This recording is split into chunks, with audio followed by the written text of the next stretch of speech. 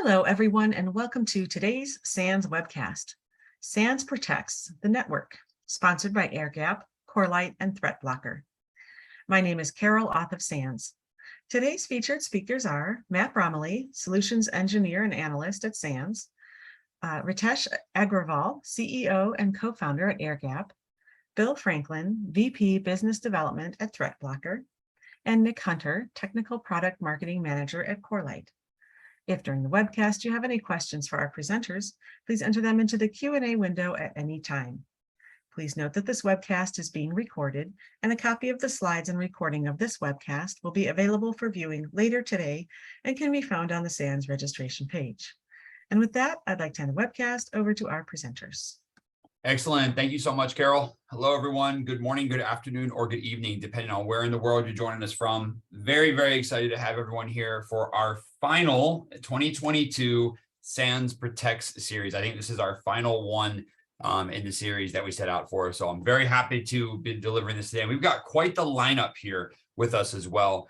As with all of our other Protects webcasts, I'm going to take the first half or so and go over kind of what we wanted to cover in this paper, what we wanted to talk about, the things that we stress, the reasons why we stress them. And then the latter half, we'll get into our panel discussion where I'm going to ask Ritesh, Bill, and Nick to join me on camera, and we will get into it then. But other than that, again, really looking forward to it. Thank you to everyone who's joining us. I think we'll go ahead and get started. My name is Matt, as Carol introduced me a little bit earlier, everyone. Do a lot of work with the SANS Analyst program. And, very, very happy to be bringing this series, bringing this content to us as well. I'm going to start off again for our final one, discussing really quickly what the purpose of our SANS Protect series is for this year. And then we're going to get right into what our topic is for this session, that is the enterprise network, meaning the wires, the packet transfers, the ports, the things that connect all of our devices together. We've done some of our SANS Protect series before on enterprise email, on endpoints, on web applications. Well, now we're going to look at kind of the intricate DNA that connects all of these parts together and allows for packets to actually flow from one place to another and allows for these things to be accessible and so on and so forth. So with that, we'll cover some of the threats that we've examined to the enterprise network. We're then going to get into some of the protections that can be deployed into place. And then finally, like I said, our last half, we'll wrap up with our panel discussion. So in the spirit of that panel discussion, I want to remind everyone the Q&A window is wide open. So please, please, please, if you're on Zoom, go ahead and use that Q&A window as we talk about things. I know the other folks on this panel would love to be proven wrong or told, hey, it's different for me, or I do this, or I do that, or here's why that doesn't work, or here's why that's the best solution I've ever heard of, things like that. We really, really want to get the audience involved. So by all means, everyone, as we're going through this, if you've got some questions or things to bring up, feel free to use that question and answer window, and we'll happily rope that into our discussion as well. With that said, I want to jump in really quickly and talk about what our SANS Protect series is meant to be. This is a series of papers we put together that are meant to focus on the types of assets that organizations have inside of their environment. And we wanted to use this to bring attention to threats and then corresponding mitigations as well. We wanted to do this for a handful of reasons. Number one, a lot of times, a lot of content that we write, nothing wrong with this whatsoever, but a lot of content we write may focus on one particular type of asset or a niche part of a particular type of asset. How to defend against code injection at your endpoints or something like that.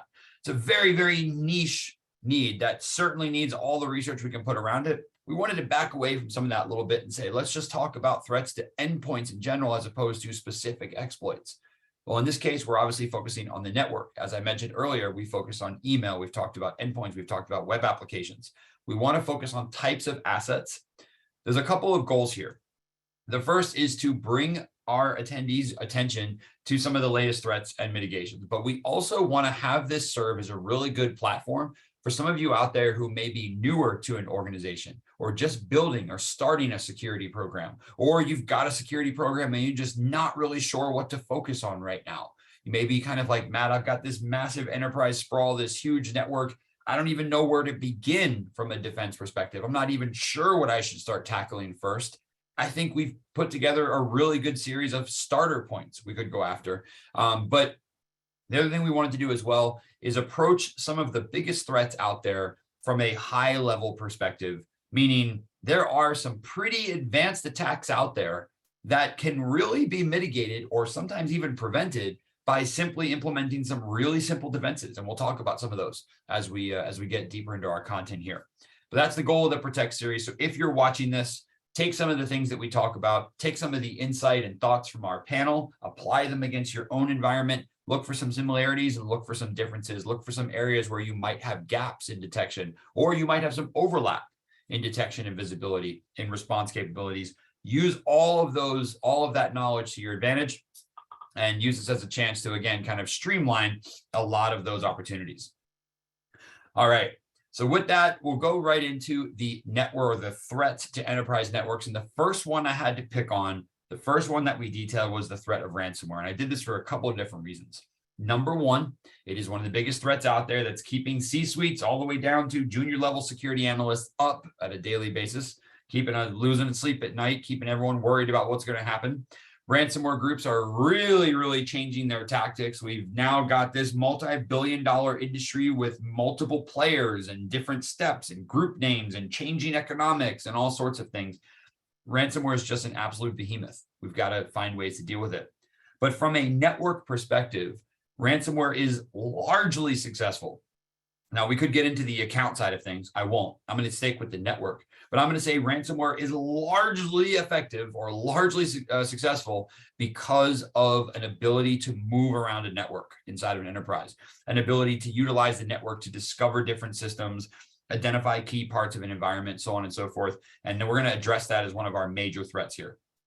I dropped in a little diagram. This is also relevant or reflected in the paper as well, to talk about how the network plays an intricate part. And I'm really in this diagram here looking at all the little arrows and the lines in between the different parts of our fake mock network, if you will. And what I really want to focus on is how the network is very capable or very enabling, if you will, for adversaries to start at that one victim user and then quickly hop their way across to workstations, workstation groups, different parts of the environment, access different types of servers, go after the target servers, the things they want to encrypt, the data they want to delete and whatnot. This is really an all-encompassing threat that includes the entire network. And depending just how large the attack is, just how big the ransom attack actually is, you may end up having a point where, you know, the network was really the only way for an adversary to move laterally and take advantage of as many or compromise as many systems as they did. So we want to call it out as kind of those, like, guess what? When it comes to ransomware, every single part of the environment is involved. But I think there's a really good opportunity, which we'll talk about in a little bit. I think there's a really good opportunity for detection here. The louder a particular type of attack is, I think the more opportunity we have to detect it, to potentially mitigate and prevent it. But that's the first one we called out. Again, I dropped a couple of other little kind of call outs in here going through the network, the various steps there, but just understanding that a flat network, and we're going to talk about this one in just a second, a network that adversaries can easily move through is going to contribute very highly to their success rate. Now, continue on with ransomware. As I mentioned, discovery is a critical component of ransomware, and this communication is necessary. It enables the threat to happen. The second high-level enterprise network threat that we called out here is perimeter devices. Now, I called this out very loosely. I kept it loose because I think, first off, there's a further discussion to happen here.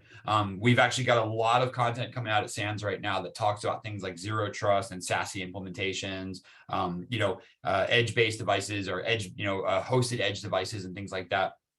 But unfortunately, a lot of organizations out there still do have those perimeter or edge devices that are still internet facing to just help facilitate business operations and things like that. It's really great. And this is a little bit of a tough position to be in. It's really great as a security industry to talk about how great the concept of zero trust is, or how great the idea of a SASE model is.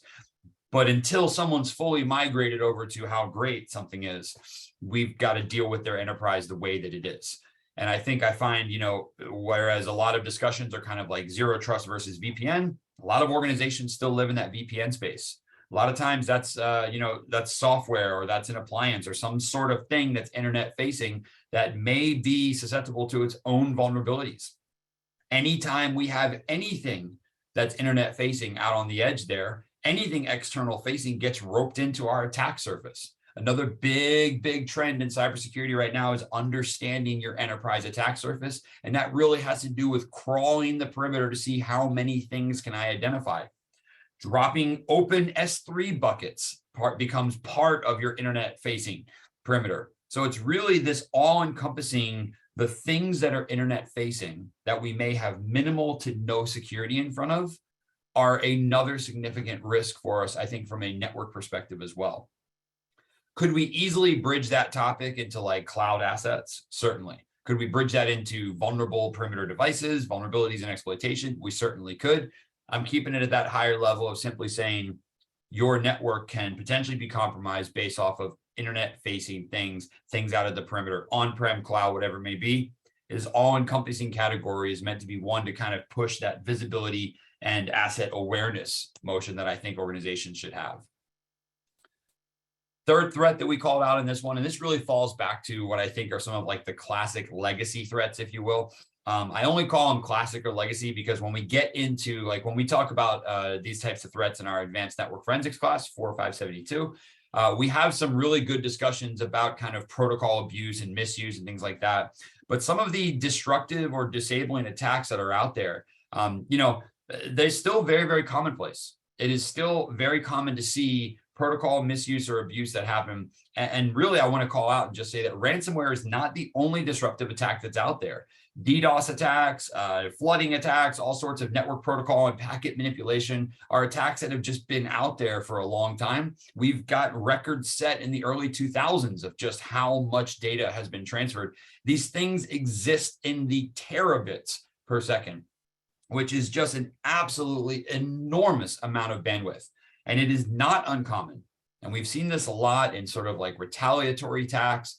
We've seen it done by state nexus groups as well, who are trying to cause a lot of noise over here while they're potentially doing something else over there. But these destructive or disruptive attacks are meant to, I think achieve one of two things. They're either meant to actually bring that network down.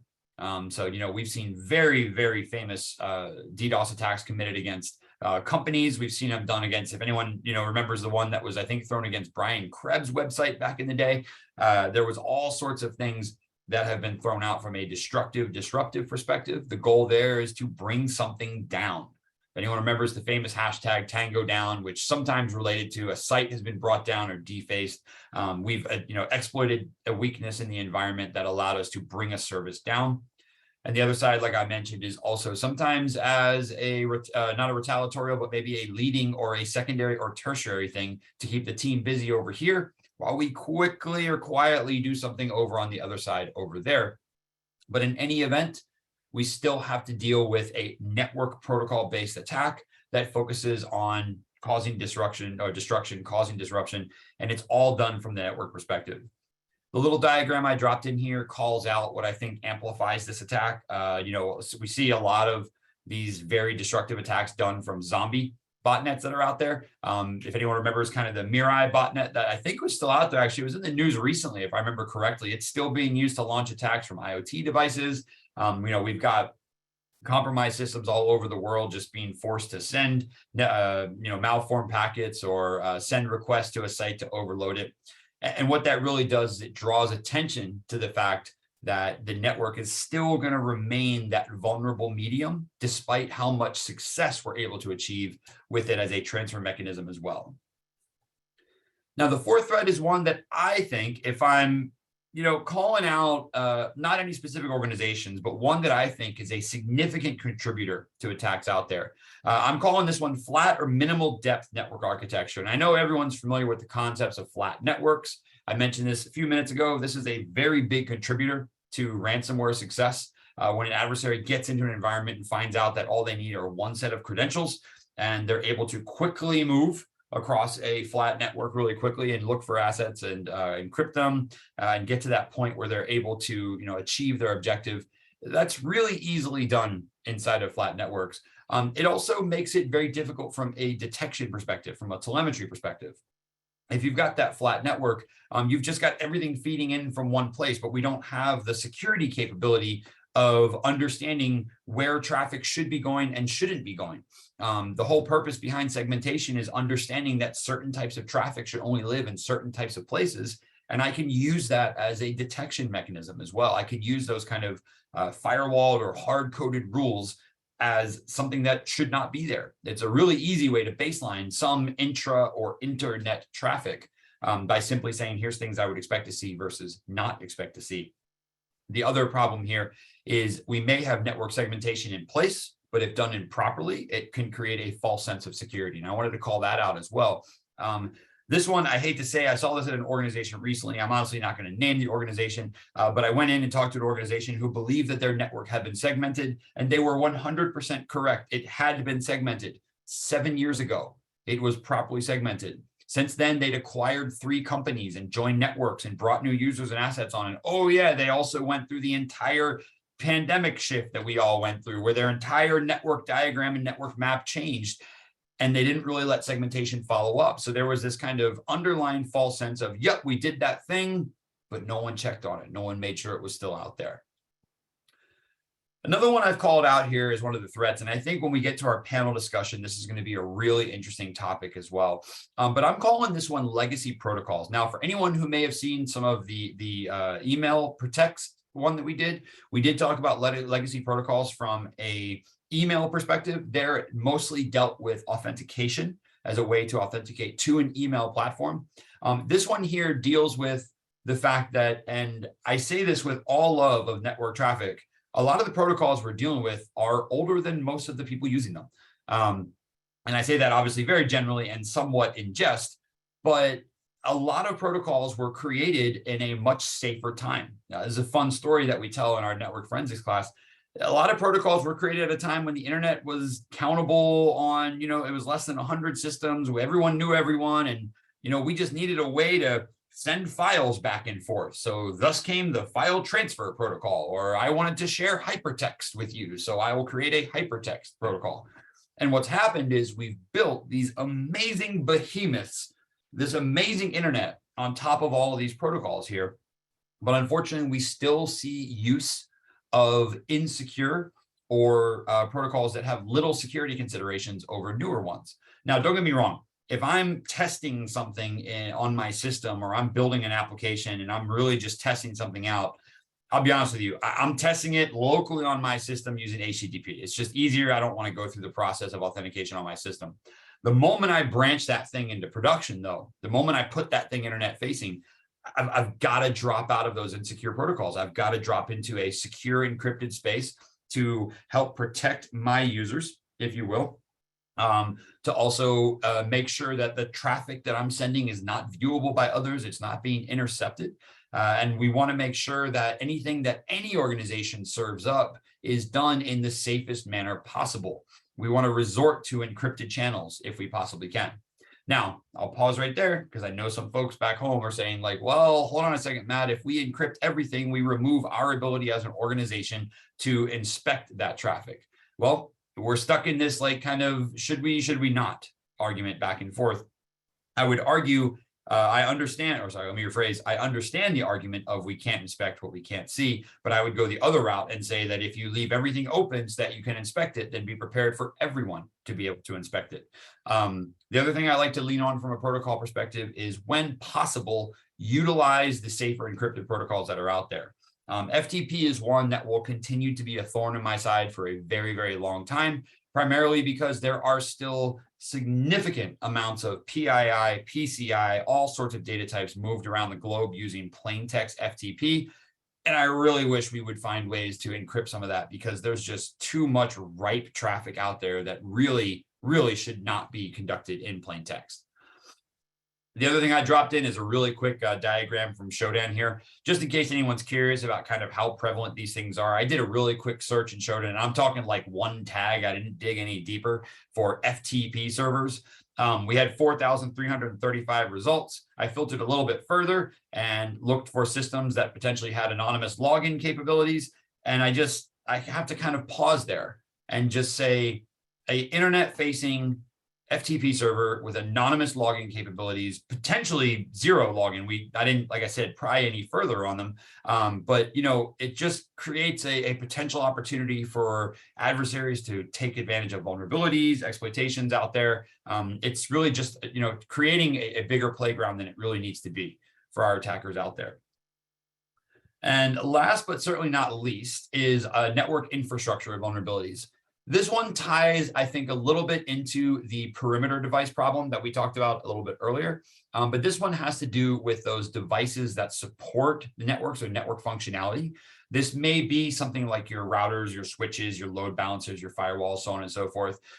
Could also be, your VPNs, which I talked about a little bit earlier. Anything that facilitates joining a network, packets moving throughout the network. They themselves are often vulnerable to their own, vulnerabilities or their own weaknesses. And we, sure enough, have seen significant exploitation of this over the past few years, if not, the past 10 to 15 years, where that internet-facing device ends up being its own source of, or its own entry vector into a potentially compromised environment.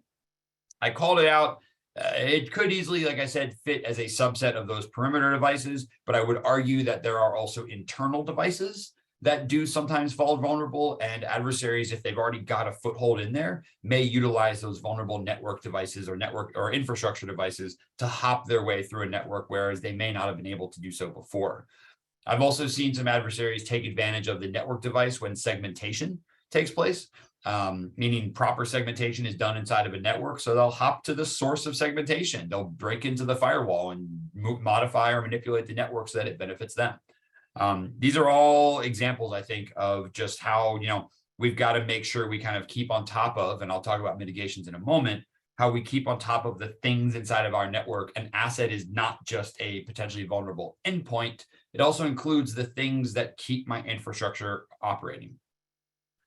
All right. So there's, I think, our list of high-level threats. Now, just kind of to reiterate for everyone, those are not every single threat under the sun for the entire enterprise network. A lot of those are high level because they're intended to be very much high level to give you the opportunity to drill down into how your environment may fit inside of those. I'll give you the easiest example I can think of. If you're in an IT environment, your perimeter devices are going to be potentially very different from an OT environment. I think in addressing the threat at the beginning to say what's facing the internet is likely potentially vulnerable or potentially on part of your attack surface, that's the starting question. To then drill in deeper, that's where you start to understand the different intricacies of your environment. So we'll keep it high level from that perspective, and we'll jump into some of our protection, some of our defenses here. Again, our defenses do not line up one for one with every single network threat that we talked about. Instead, just as we talked about encompassing threats, I want to also talk about encompassing solutions or encompassing mitigations. And the first one I picked on is network segmentation. This one, of course, and it's funny because I just spent a little bit of time bashing networks that are not properly segmented.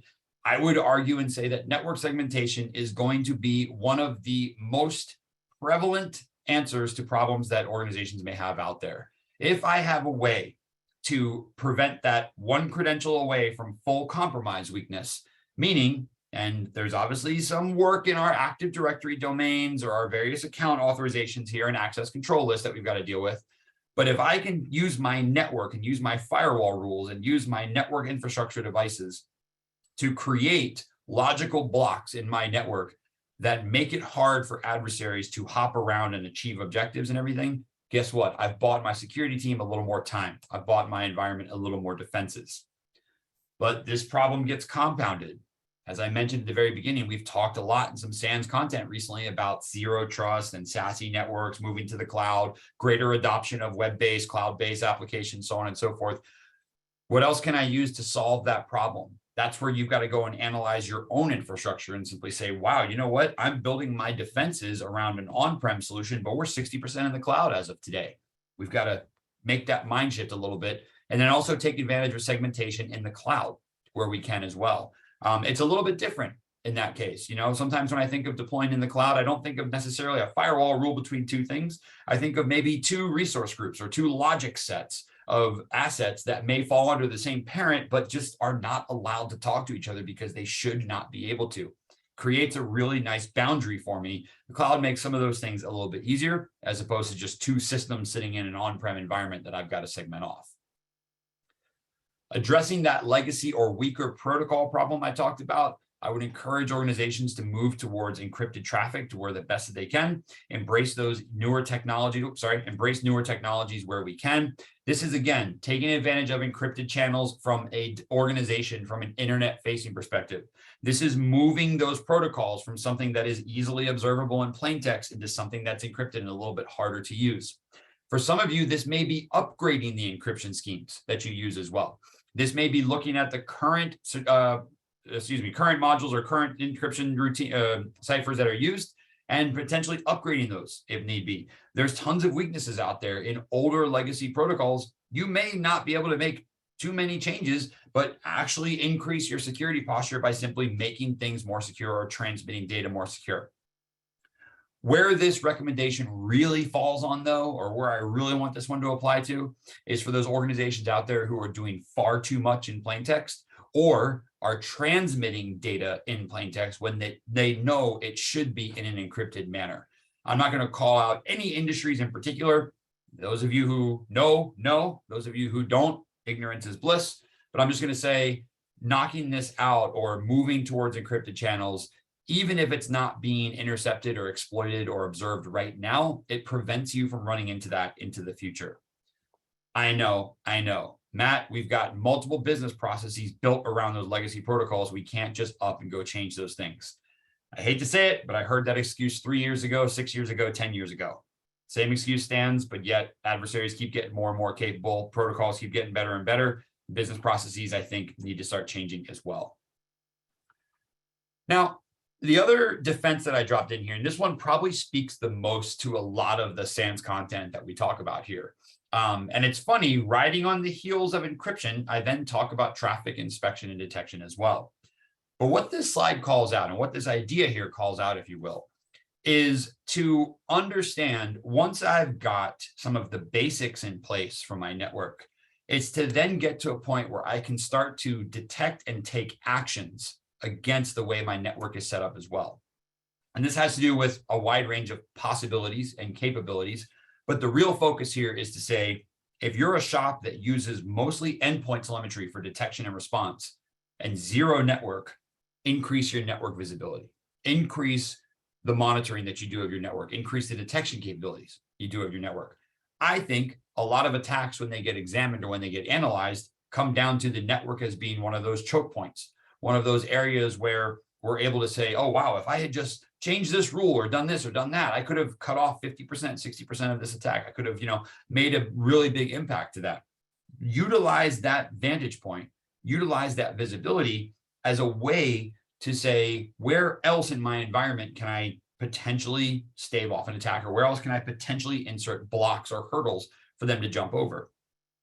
The big call, as I mentioned here, is for folks who rely solely on endpoint to start to think about other parts of the environment they can use to their advantage.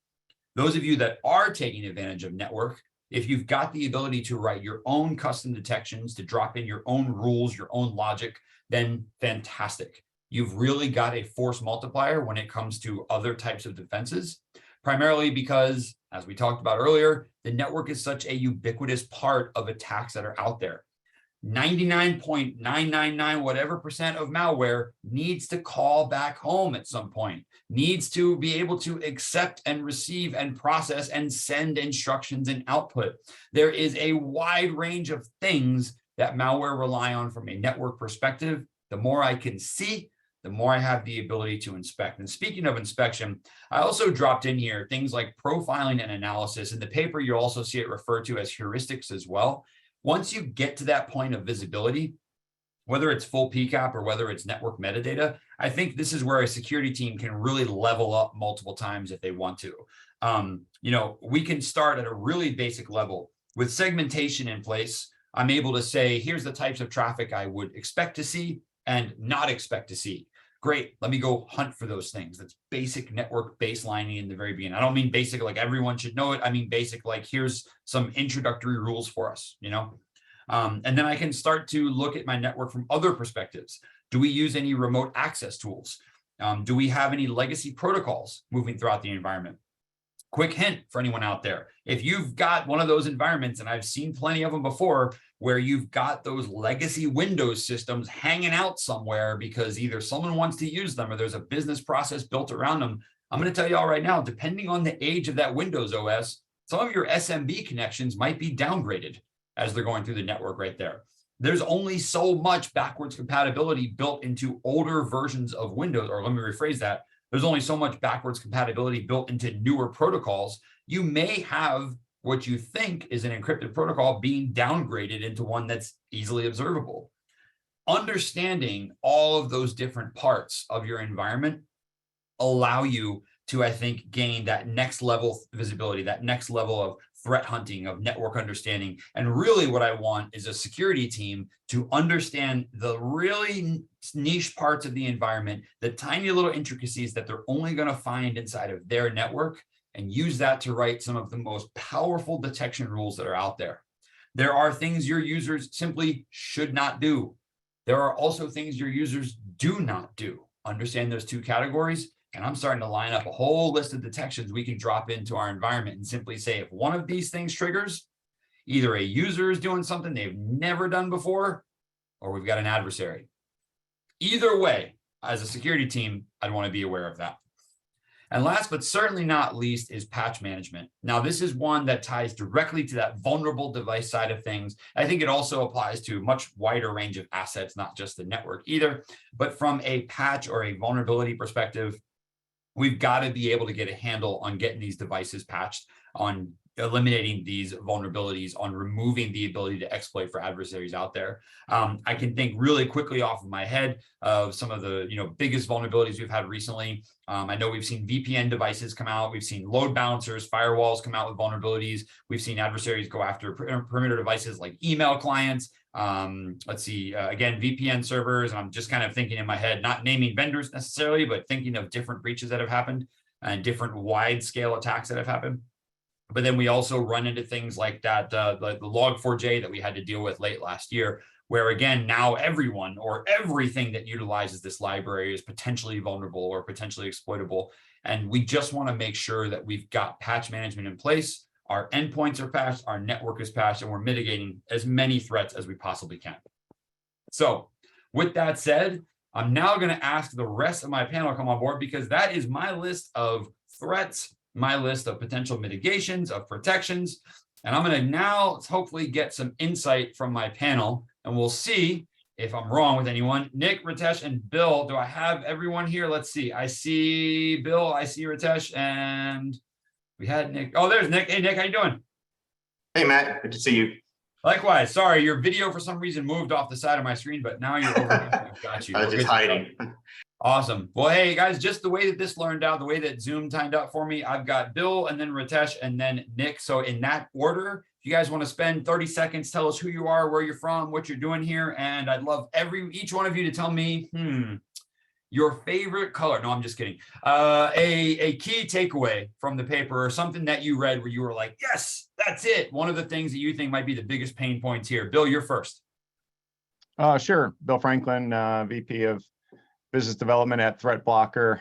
Is actually kind of interesting because the last 8 years I spent as an engineer. Now I'm retitled as a business development. So it's kind of a misnomer, but I love getting technical. I love what you've put together here, Matt.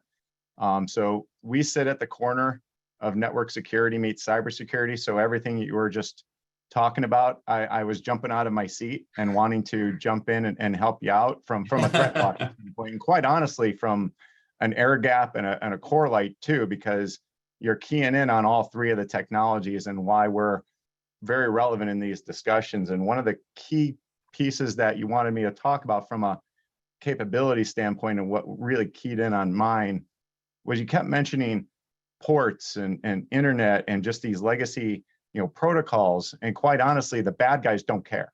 They just don't care. So if you have basically an agnostic technology that can block all of the known threats, and it doesn't care the port, the technology, or what you have on the back end, we're just going to block at scale. Well, that would be pretty cool, right? And that's kind of where we sit. So I keyed in on the internet facing part of it because that's kind of where we're at. So hopefully that gave you a little quick overview of myself. Awesome. I like it. All right, Ritesh, you're next. Absolutely. Thanks so much, Matt. My name is Ritesh. I'm the CEO and founder of AirGap Networks. Before starting AirGap, I used to run Juniper Network security business. And I used to interact with lots of telcos and large enterprises. And what I figured very clearly, as Matt, you articulated much better, is network is the common denominator. Whether it's your home network, your office network, whether it's your factory network, hospital network, whatever it is, it's a shared network. And if you get one infected device in that network, you risk the rest of the devices. And the proof is in the pudding. If I come to your home and ask for access to your Wi-Fi while announcing that I have ransomware on my laptop, I suspect you would not give me that access. And you get to ask yourself why you worry.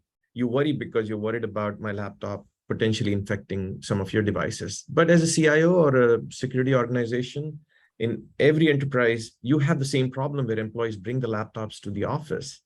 And those laptops may potentially be breached, especially in this hybrid workforce environment. Those IoT devices with Mirai attacks, who knows what they are running? If they already came baked in with ransomware or some sort of malware, we would never know. There are billions of devices being manufactured every day.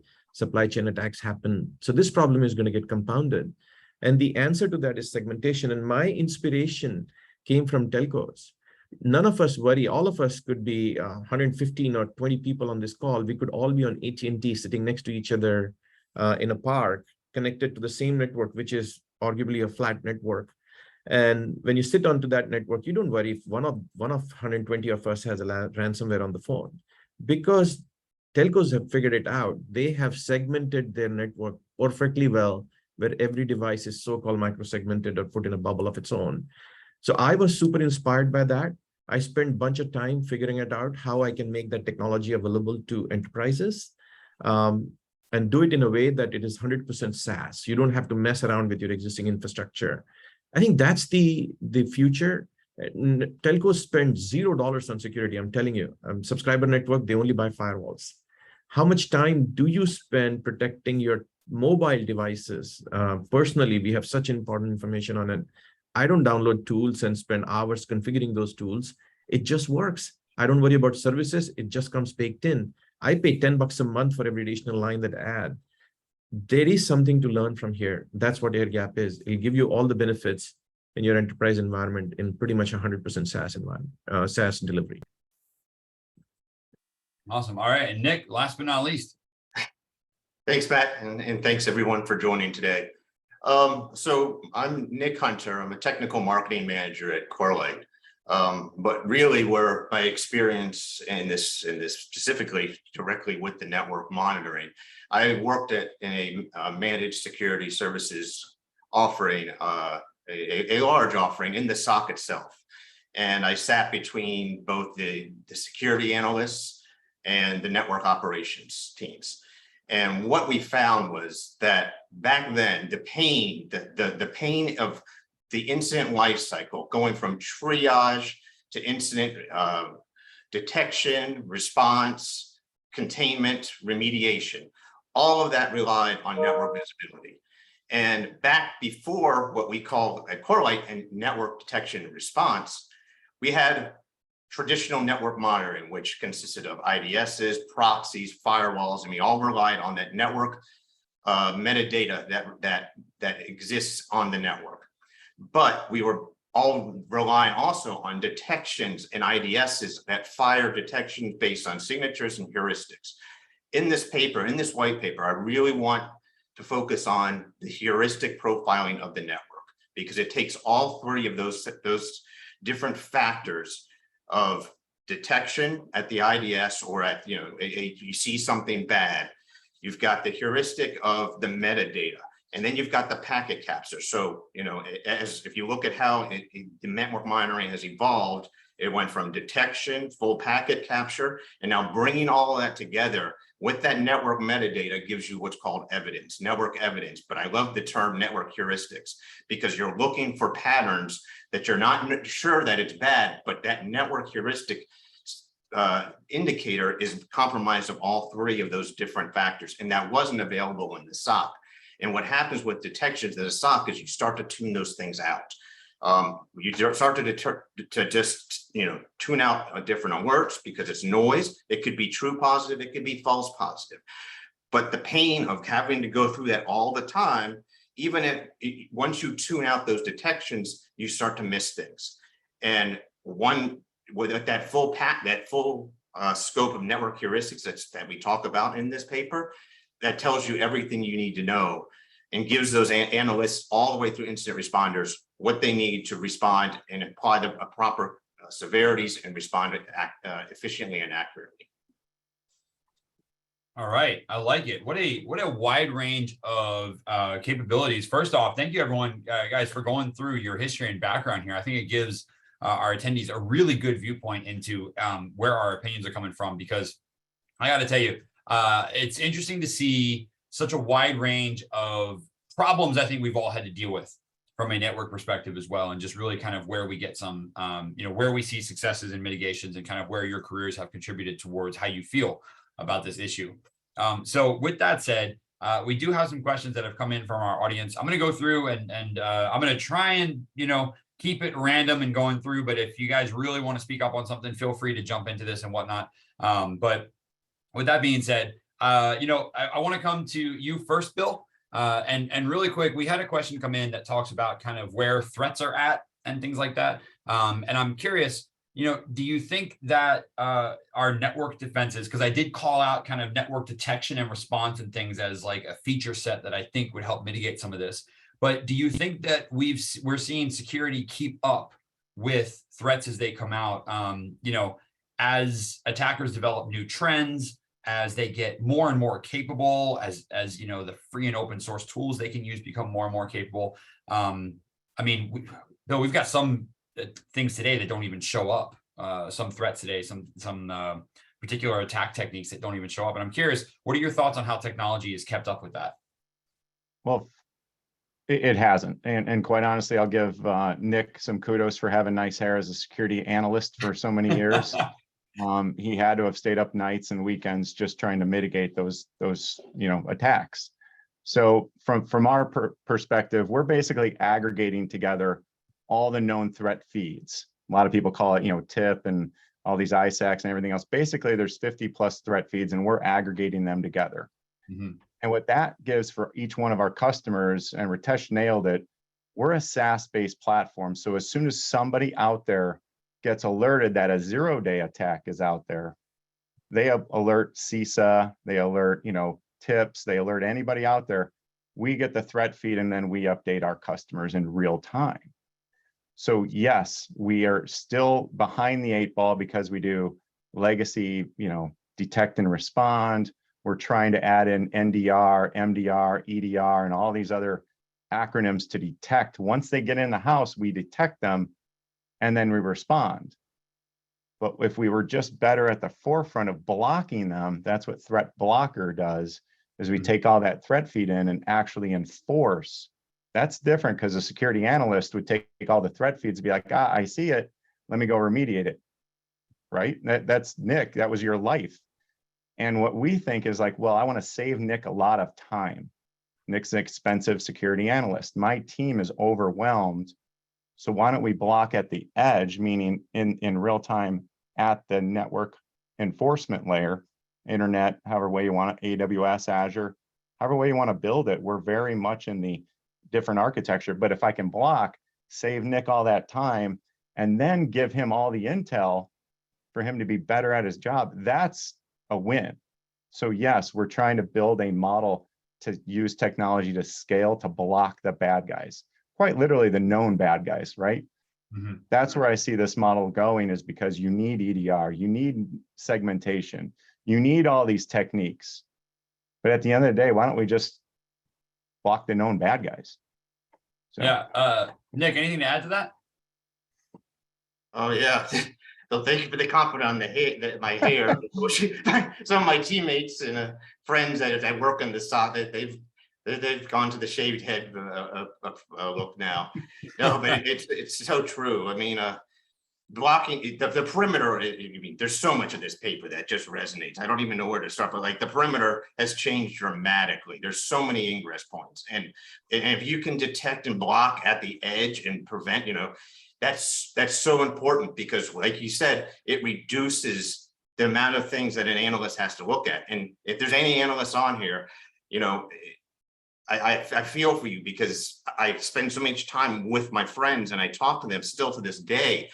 And I remember the metrics we had to track, and the metrics were handling time. It was having to get through that queue, and so many things we had to look at. And so many of them were just detections. And then you have to go, okay, let's go correlate this and make sense of it. So then you start doing analytics at the SIM level, and you start trying to correlate all that together and pattern matching. But where we were at the MSSP relying on our customers and their infrastructure and what they invested in. And so we did the correlation, then we got to make sense of it at the analyst level and make a great judgment. Because if that judgment's wrong, then we hand it over to the incident response team and they go on a wild goose chase. That's another resource that costs a lot of money, and their queue gets backed up, and then everything just gets backed up. So, you know, encryption on top of that has made it even harder, especially with everybody working from home now. You got VPNs connected into the network, so you're trusting these VPNs.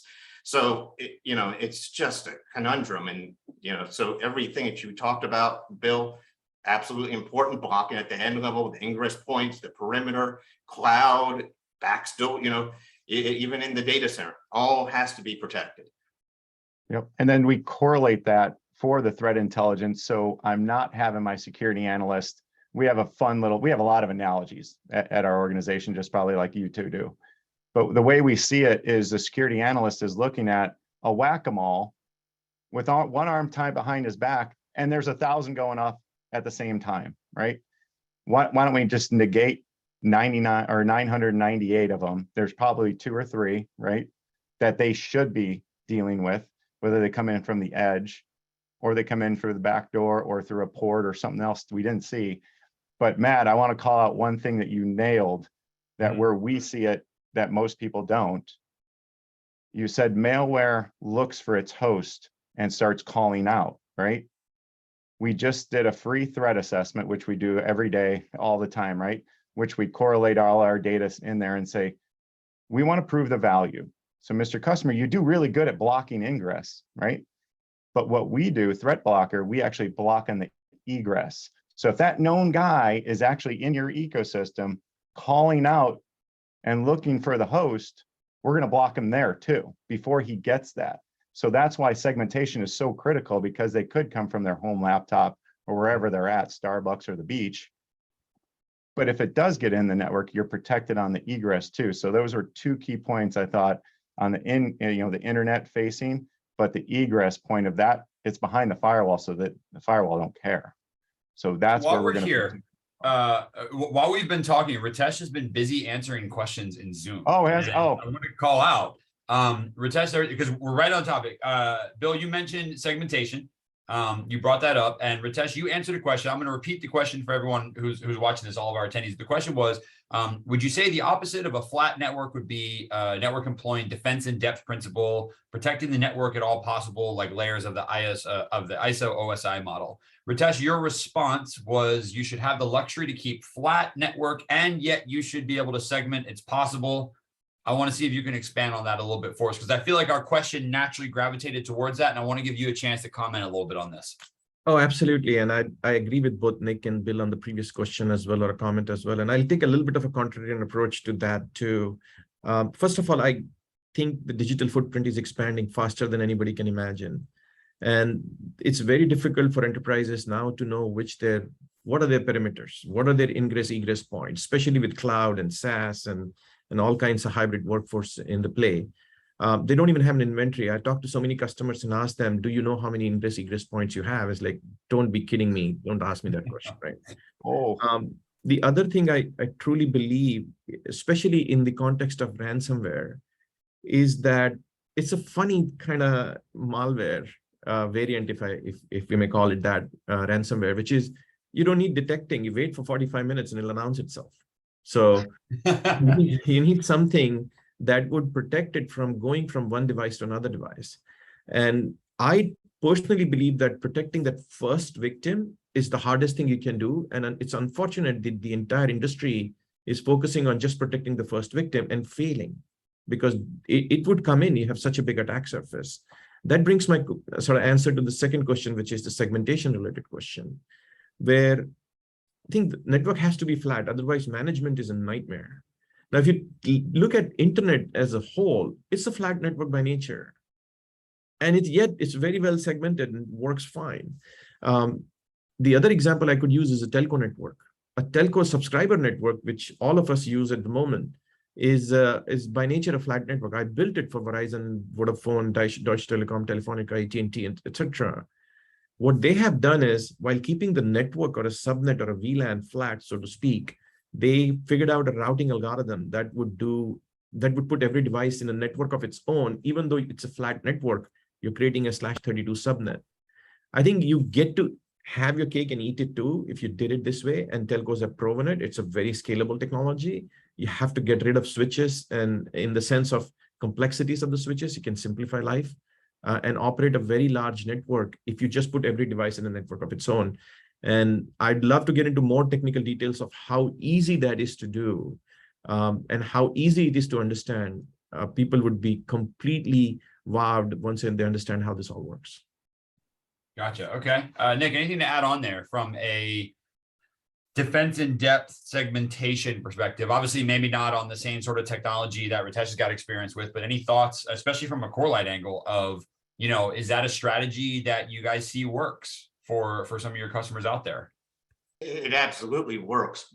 But when it's done with the impact and the risk acceptance policies put in place as well, because when you segment your network and you really try and isolate, the different areas of, what's a highly, you think you talked about it earlier, PII, highly sensitive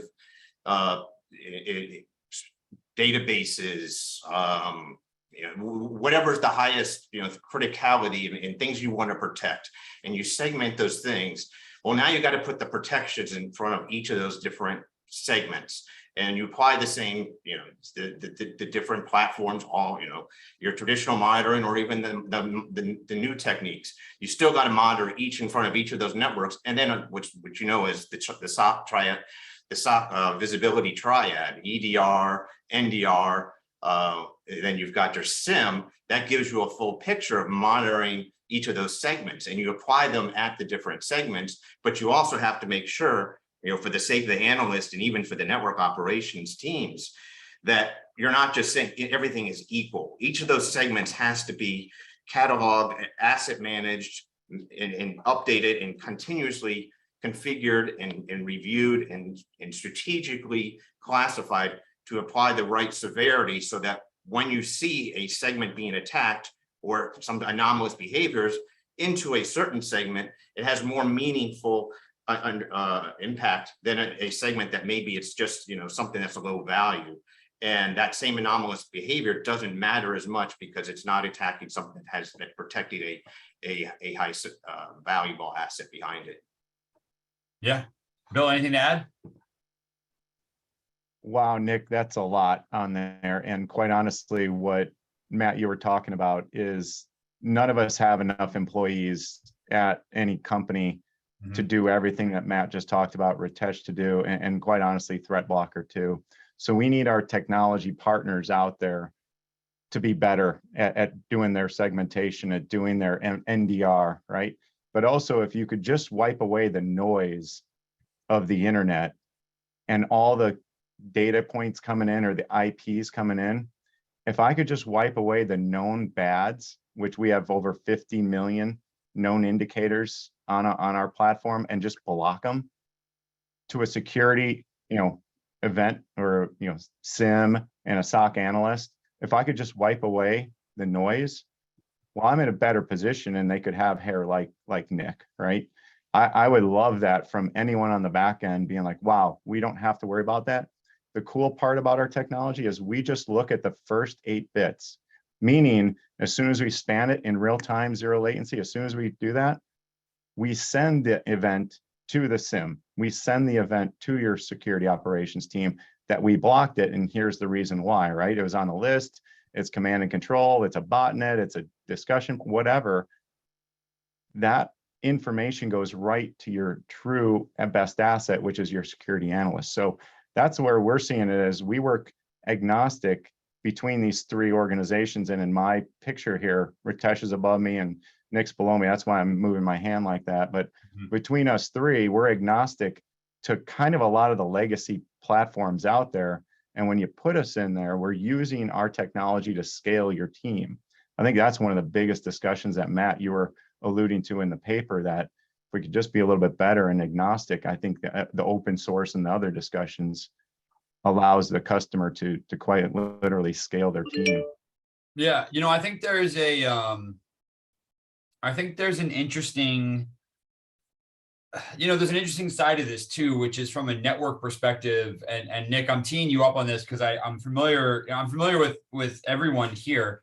But from a kind of protocol / application recognition, and I think when I hear discussions of kind of like that agnostic / a generalized approach towards network and security teams being able to level up by understanding it a little bit better. Oddly enough, a lot of the protocols that are in use out there, a lot of the applications that are in use out there, I guess if I had to maybe phrase this differently, we're not asking security teams to keep up on an ever-changing encyclopedia of things, And let me give you the counter, the antithesis of this. Apple will have a conference in a week or so, I think, in which case Apple could stand up on stage and say, we rewrote the entire kernel, figure it out, good luck. And we've all got to do that. No one is going to stand on a stage and say, DNS has been completely rewritten, figure it out, good luck.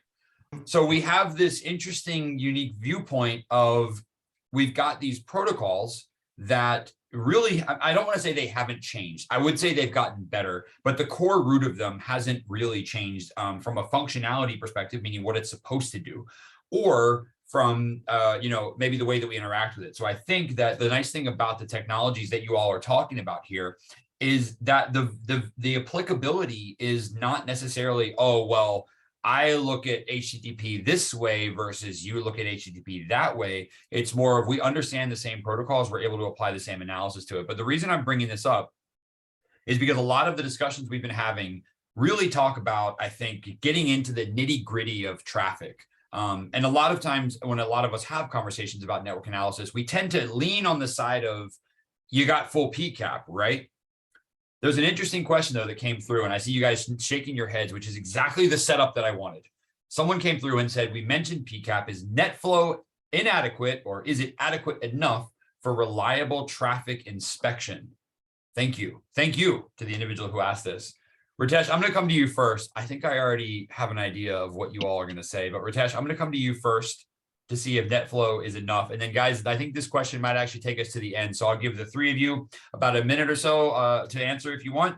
And then, we might be at the end of time for this webcast here, but final question for us all, is NetFlow enough? Is metadata enough? Or do we need to have PCAP to actually be effective at any of this? Ritesh, take it away. Well, no points for guessing. The answer is no. And I built the NetFlow. I was part of the team that built switches at Juniper, so NetFlow, and routers, obviously. So NetFlow, JFlow, all those things. Oh, I didn't know you had an advantage on this answer, Ritesh. Yeah. No fair.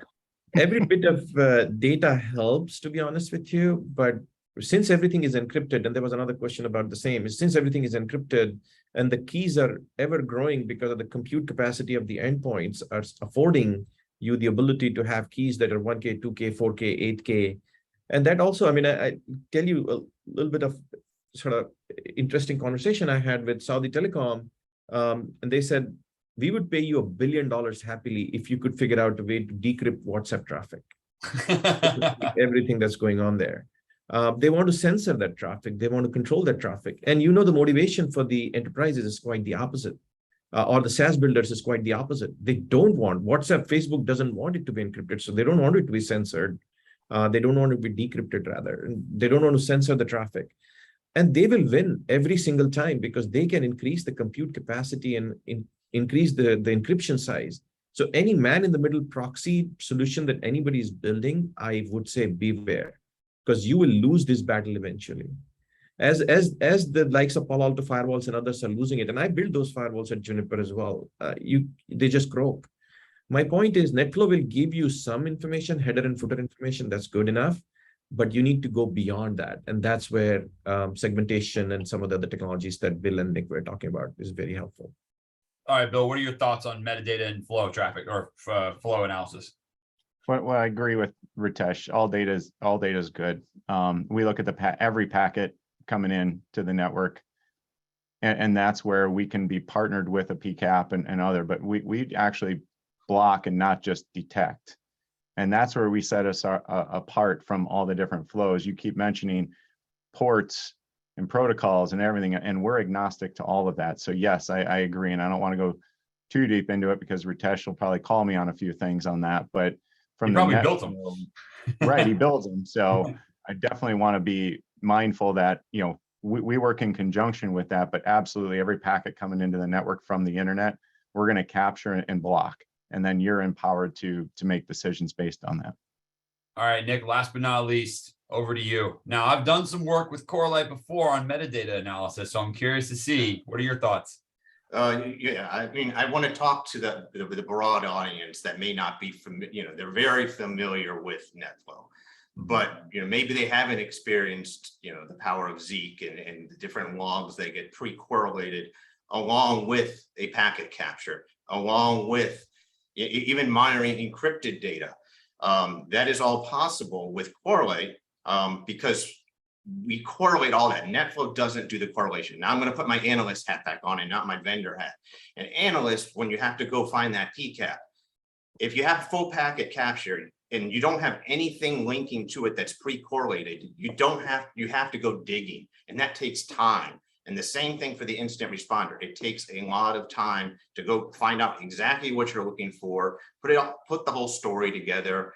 That's where, you know, the telemetry of NetFlow, the metadata of NetFlow is interesting, but if it's not correlated and it's not tied to the actual event, alert, alarm, incident, service case, it takes time, and I don't have time to go look for all of that stuff. But if you can get each of those different, a part of the PCAP, a part of the metadata, the right logs, what protocols were used, was it encrypted, what type of inferences can you make?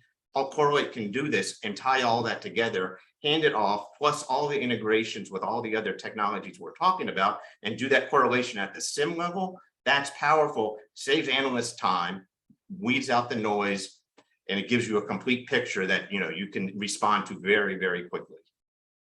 Love it. All right. Well, thank you all so much, gentlemen. Thank the three of you so much for joining me today. We are right at time for our webcast, so I'm going to hand it back to Carol to take us home. But I just want to say a huge thanks again to the three of you for joining me. Really, really great discussion, great back and forth. And hopefully we gave everyone some really good things to think about going back to their networks and some implementations for them to consider. With that said, Carol, I'll hand it to you to take us home. But again, thanks to everyone on behalf of myself and my panelists. It was great having you here with us. Thank you so much. All right. Thank you so much, Matt, Ritesh, Bill, and Nick for your great presentation, and to AirGap, Corelight, and ThreatBlocker for sponsoring this webcast, which helps bring this content to the SANS community. To our audience, we greatly appreciate you listening in. For a schedule of all upcoming and archived SANS webcasts, including this one, please visit sans.org/webcasts. Until next time, take care, and we hope to have you back again for the next SANS webcast.